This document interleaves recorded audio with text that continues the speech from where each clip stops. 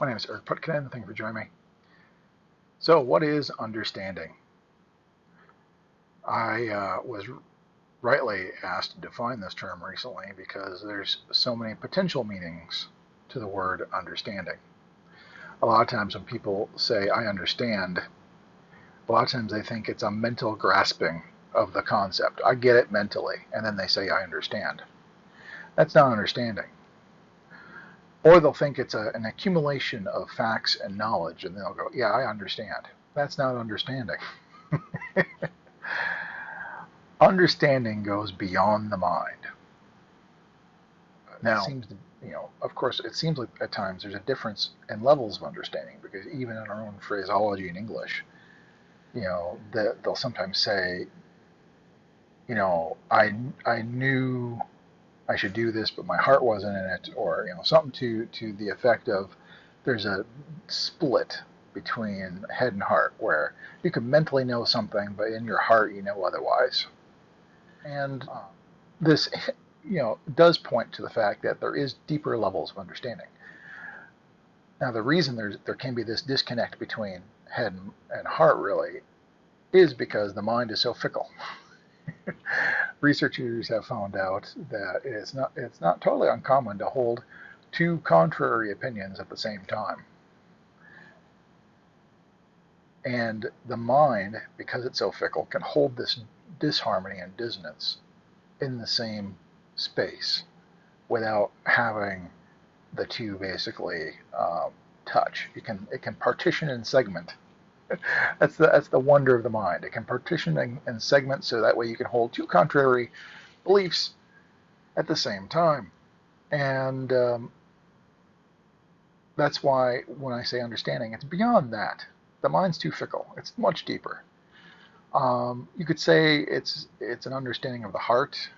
You could say it's understanding in your gut, the bones. I often like saying it's an understanding that arises in being.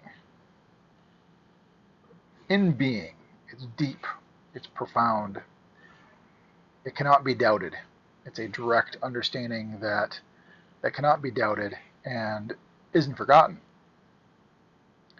Because I often have people question when I say, hey, upon enlightenment and realization, the me shatters, the illusion of me shatters, and it can never be believed again. And people will ask, well, in times of crisis or stress or high activity, isn't it possible to forget that and think you are this little me from time to time and forget who you really are? And my response is no.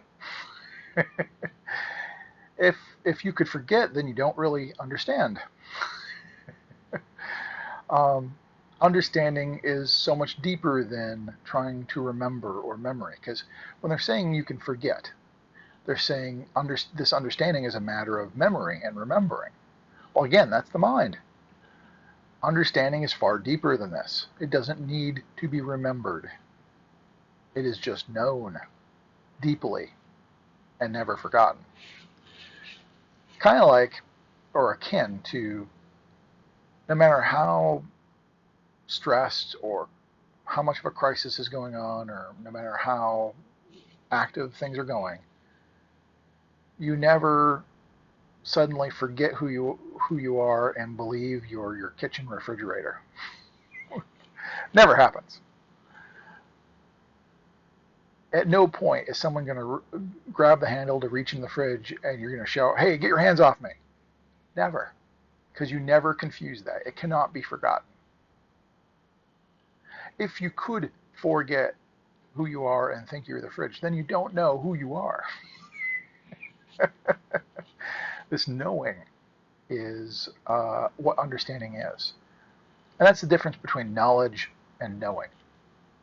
In a lot of Hindu spirituality and philosophy, they'll say the knowledge of Brahman or the knowledge of self is what liberates. It's not the knowledge that liberates. Knowledge can be gained by reading it in a book, hence the term secondhand knowledge. It's not that kind of thing. Firsthand knowledge, which is knowing, you directly saw for yourself, so you know. That's knowing. Now you can kind of turn it into a past idea and say, well, it's now knowledge, but that isn't quite right. It's just an ever-present knowing. A knowing who and what you are is what self-realization is. If it was simply a knowledge of who and what you are, well, then you would have to remember because it's a factor detail. But what I'm talking about is knowing, which is a deep, profound understanding that goes beyond the mind, beyond the mental.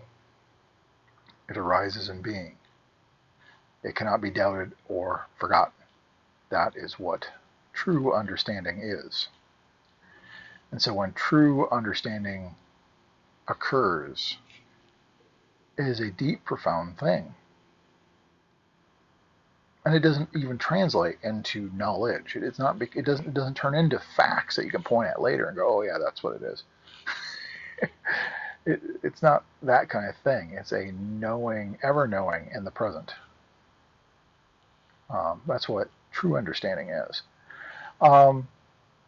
Anyways, I think that will do for today. If you have any questions, please post below.